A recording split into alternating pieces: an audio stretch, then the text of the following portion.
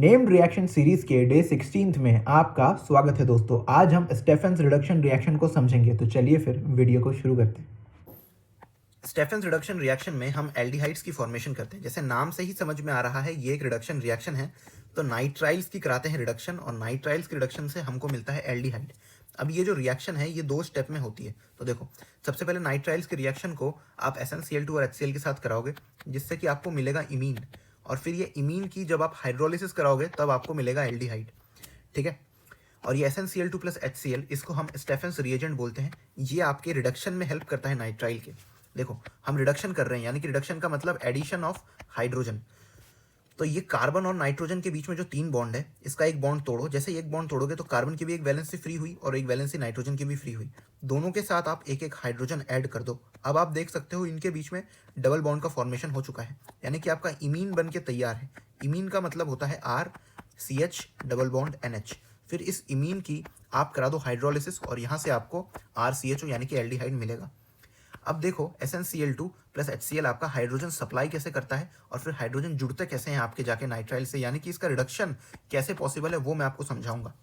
ये SnCl2 में देखो क्या है, Sn जो है +2 ऑक्सीडेशन स्टेट में है। किसी को अगर नहीं समझ में आया कैसे, तो देखो यहाँ पे क्लोरीन मौजूद है। बीइंग अ हेलोजन, क्लोरीन का ऑक्सीडेशन स्टेट -1 होता है, और यहाँ पे 2 क्लोरीन मौजूद है, तो टोटल चार्ज इसके ऊपर -2 का आएगा।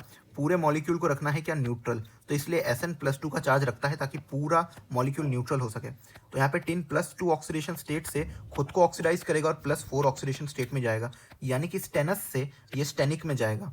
ठीक है, देखो ऑक्सीडेशन स्टेट का इंक्रीमेंट या फिर लॉस ऑफ इलेक्ट्रॉन आपका ऑक्सीडेशन कहलाता है, क्योंकि +2 से +4 में गया है, तो इसलिए 2 इलेक्ट्रॉन ये लूज करेगा और ये 2 इलेक्ट्रॉन ही खेल कर देते हैं। देखो कैसे, यहाँ पे जो नाइट्राइल है, यहाँ पे कार्बन और नाइट्रोजन के बीच में ट्रिपल बॉन्ड मौजूद है। Nitrogen being more electronegative than carbon shared pair of electron को अपने टुवर्ड्स खींच लेता है, जिसकी वजह से उसके ऊपर पार्शियल नेगेटिव का चार्ज आता है और कार्बन के ऊपर पार्शियल पॉजिटिव का चार्ज आ जाता है।